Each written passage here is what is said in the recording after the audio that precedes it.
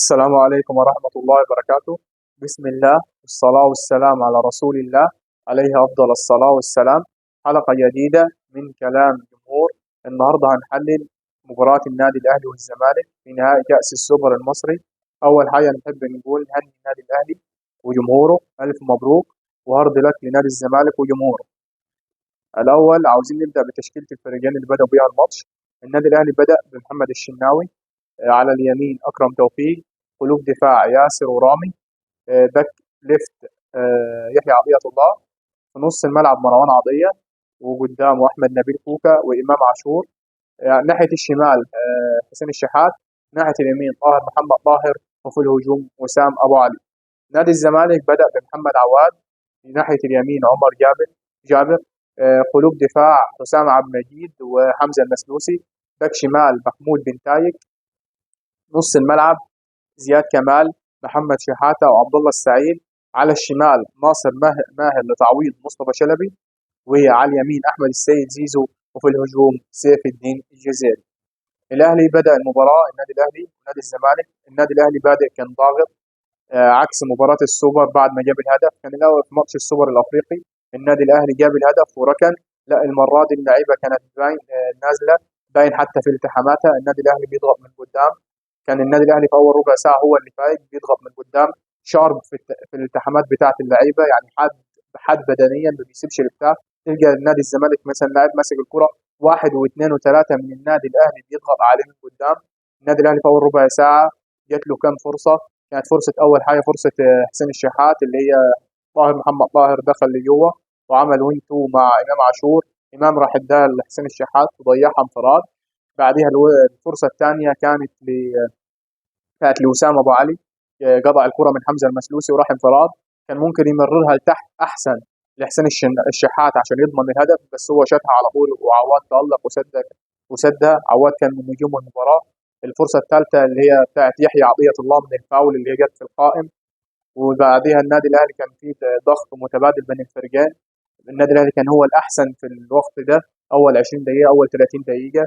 زياد كمال في نص الملعب خد انذار، فالمدرب خاف عليه، سواء برضه ان هو كان بيتضغط عليه فبيقطع منه كوره. فزياد كمال المدرب قرر ان يخرج ويعدل طريقه اللعب، علشان هو من النوعيه اللي هو بيحب مثلا لعيبه الزمالك كان بيلعب بعبد الله والسعيد وناصر ماهر في نص الملعب. كان من النوعيه إن الزمالك بيعرف يستحوذ على الكوره وبيعمل خطوره. وان لما ناصر اتحول ناحيه بجناح ناحيه الشمال، الزمالك فقد السيطره على الكوره. فالزمالك اضطر في التبديل ده انه يطلع زياد كمال، وكمان انه اخذ انذار ويرجع وينزل ميشيلات ويرجع ناصر ماهر في نص الملعب زي ما هو. بس بعدها على طول بعد التغييره دي محمد شحاته هو اللي بيجي رقم ستة. اول كوره ليه في مركز ستة راح اتقطعت منه الكوره، راح بعدها على طول عبد الله السعيد بدأ ينزل يستلم الكوره عشان يساعد محمد شحاته في طلوع بالكوره. ودي كانت نقطه غريبه بالنسبه لي ان محمد شحاته يلعب رقم ستة، لان محمد شحاته المدرب كان اول ما عرفته محمد شحاته بماتش الاسماعيلي كان لاعبه مركز ستة، واللاعب ما اداش فيها وغيره في بدايه الشوط الاول او بين في اخر الشوط الاول او بين الشوطين. فاستغربت رجوع محمد شحاته. واول ما محمد شحاته رجع في مركز ستة راح غلط على طول في الدقيقه كانت 39 في اخر الماتش. غلط على طول في غلطه. من وقتها عبد الله سعيد بدا هو اللي ينزل عشان يحرك الفريق. الدقيقه 45 جت فاول لوسام ابو علي، كان عدى جنب القائم، كانت برضه فرصه خطيره للنادي الاهلي. بس ده كان نهايه الشوط الاول. بدا الشوط الثاني، كانت نادي الزمالك دخل في الجيم مع النادي الاهلي. ما كانش في فرص خطيره، كوره متبادله في نص الملعب، استحواذ على الكوره. النادي الاهلي طلع طاهر محمد طاهر. النادي الاهلي وصل الدقيقه 70 لعبه يعني بدنيا وقعت شويه سواء اهلي او زمالك. اللعبه لما توقع بدنيا بتبدا الغلطات، يعني الغلطات في التمرير بسبب التركيز بيقل. طلع طاهر محمد طاهر ونزل رضا سليم مكانه، وطلع كوكا احمد ونزل عمرو السوليه. نادي الزمالك ما عملش اي تغييرات في الشوط الثاني. الشوط الثاني ما كانش فيه حاجه تذكر قوي، يعني كان استحواذ متبادل بين الفرقتين. بدا الوقت الاضافي. نادي الزمالك نادي الاهلي عمل تغيير، عمر كمال مكان اكرم توفيق، وطلع برضه طلع وسام ابو علي ونزل بيرسي تاو. كان المفروض المفروض اكرم توفيق يطلع من الاول. ليه يطلع من الاول اكرم توفيق؟ بسبب ان اكرم توفيق عنده انذار وعمل كم التحام بعديهم بالجامد، فكان المفروض يطلع من الاول عشان يعمل كم التحام بعديهم. نزل مكان عمر كمال وطلع وسام ابو علي اللي انت ما عندكش فراوده، فاضطريت انك انت تلعب مين؟ بيرسي تاو. بيرسي تاو بيجي في المكان ده برضه. نادي الزمالك عمل تغييرين، اللعيب الشاب في نص الملعب وطلع محمد شحاته وطلع سيف الدين الجزيري ونزل ناصر منسي. ونزل ناصر منسي. انا بس عاوز اعلق على اداء سيف الدين الجزيري. الصراحه انا ما بحسش بيه في اللعب. يعني هو خد نفسه وراح تونس وقال مش غير ما تبعتوا لي الفلوس غير ما ارجع نادي الزمالك. والله انا لما اني اداره الزمالك كنت بعت له الفلوس وكنت خليته يفسخ عقده. الصراحه لعيب يعني بلغه الكوره مش ميتان كده، مش راضي يلتحم، ما يعملش اي مجهود، ما حسش بيه خالص يعني في الملعب. والله اعلم برضه يعني. انا الله اعلم، ممكن الجمهور شايفه في حته ثانيه، يعني شايفه ان هو كويس والدنيا دي. انا شايف سيف الدين الجزيري ايام المقاولين وطنطا وبتاع كان مهاجم كويس ومهاري وبيلعب. في الزمالك تحسه كده ما رضيش يلتحم وما ظاهرش واي حاجه. مش عارف، وضيع فرصه برضه خطيره اللي ريحها له زيزو دي، اللي غلط فيها رامي ربيعه واتفرج كده وعشان يلحق الكوره دي، يعني اللي ضيعها سيف الدين الجزيري لما يحيى عطيه الله التحم معه. فانا مش عارف ايه سيف الدين الجزيري اداؤه برضه مش اعلى ما يمكن. نادي الزمالك يستحق مهاجم اعلى من كده.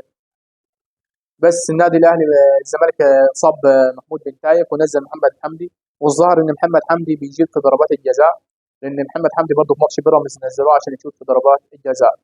دخلنا على ضربات الجزاء. انا ليا تعليق بس على حمزه المسلوسي. حمزه المسلوسي في ماتش الاهلي بكاس السوبر الافريقي شاتها، وكان محمد الشناوي كانت جنب اطراف اصابعه وكان هيسدها. برضه في ماتش بيراميدز كان هيضيع، يعني هو مش احسن حاجه، وهو بالتالي حتى ثالث ضربه جزاء ضيعها قدام النادي الاهلي. بس هو ده تحليل المباراه. الف مبروك للنادي الاهلي وهارد لك لنادي الزمالك، ونتمنى التوفيق للنادي الاهلي في مباراه العين القادمه.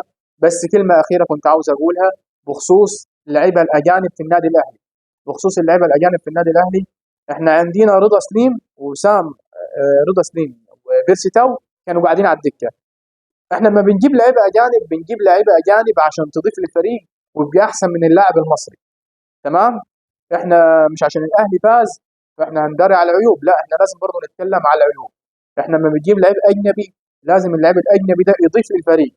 اللاعب الاجنبي لازم يضيف للفريق ويكون احسن من مصر. انت بتديه بالدولار واتحاد الكوره سمح لك انك انت وربنا كرمك واتحاد الكوره سمح لك انك ايه تضيف اجانب، فالاجنبي ده لازم يكون احسن من المحلي. لا احنا عندنا الاجانب الاثنين بتوعنا الاجنحه اللي هم المفروض يعني ايه يبقوا هم اللي بيصنعوا الفرص ويخلقوا فرص للنادي الاهلي، لا قاعدين على الدكه. ودي حاجه غريبه، الاثنين الاجانب بتوعك قاعدين على الدكه واللعيبه المصريه هي اللي بتلعب عليهم. فالنادي الاهلي محتاج يشوف موضوع الصفقات الاجنبيه بتاعته ويدرسها بعنايه. وقلت في الفيديو اللي فات مش عشان بيرسي تاو والمدرب مش عاوزه مش قادرين نمشيه عشان هياخد فلوسه كامله يبقى نسيبوه، مش عشان حاجه وحشه نسيبوها وتضر الفريق. بس كده، والسلام عليكم ورحمه الله وبركاته.